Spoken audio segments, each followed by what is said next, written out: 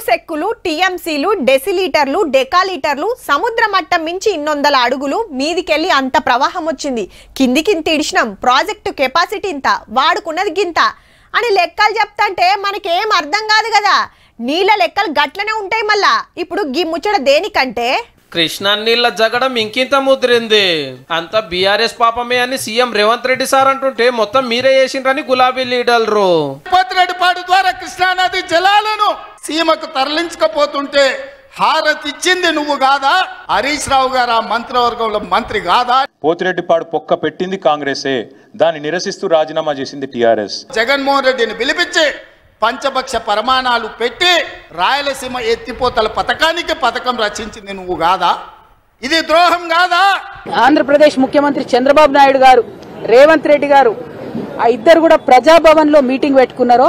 ఆ తర్వాత ఇమీడియట్ గా పోయి చంద్రబాబు నాయుడు గారు నేను గోదావరి నుంచి నీళ్లు తీసుకొని బంకచెర్ల నుంచి తీసుకుపోతానని ఆయన ప్రకటించిండు. వీళ్ళిద్దరు నీళ్ళ కోసమే మాట్లాడుకున్నారని ఇప్పుడు మీరు చెప్పేదాకా ఇవ్వలకు తెలియదక్క.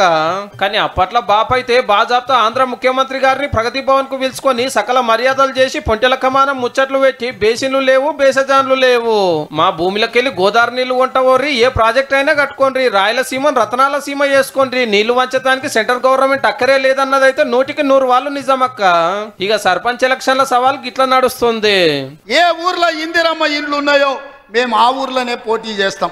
ఏ ఊర్లో డబుల్ బెడ్రూమ్ ఇండ్లు ఉన్నాయో గా ఊర్లోనే బీఆర్ఎస్ పోటీ చెయ్యాలి.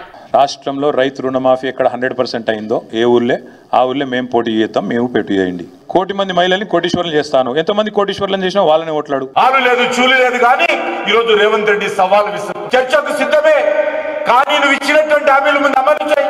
ఇది ఎట్లుంటే పాత మంత్రి రామన్నకు సెంటర్ మంత్రి బండి సంజయ్ సార్కు నడుమ కిసర బసరు నడుస్తుంది.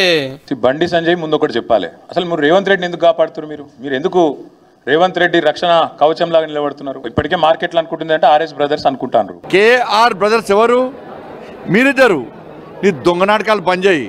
ఇష్టం ఉన్నట్టు నీ అహంకారం ఉంది కదా అని చెప్పి మాట్లాడితే రాళ్లతో కొట్టిపిస్తా బిడ్డ. తమాషాలు చేస్తున్నావు. ఇంత అవినీతి జరుగుతుంటే అమృత్లో ఆర్ఆర్ ట్యాక్స్ రూపంలో ఈడీ రేట్లలో మొత్తం కోట్ల రూపాయలు దొరికినా ఎందుకు బయట పెడతలేరు? ఎందుకు రేవంత్ రెడ్డిని కాపాడుతున్నారు? ఏ ఒక్క కేసులో మిమ్మల్ని అరెస్ట్ చేస్తలేరు.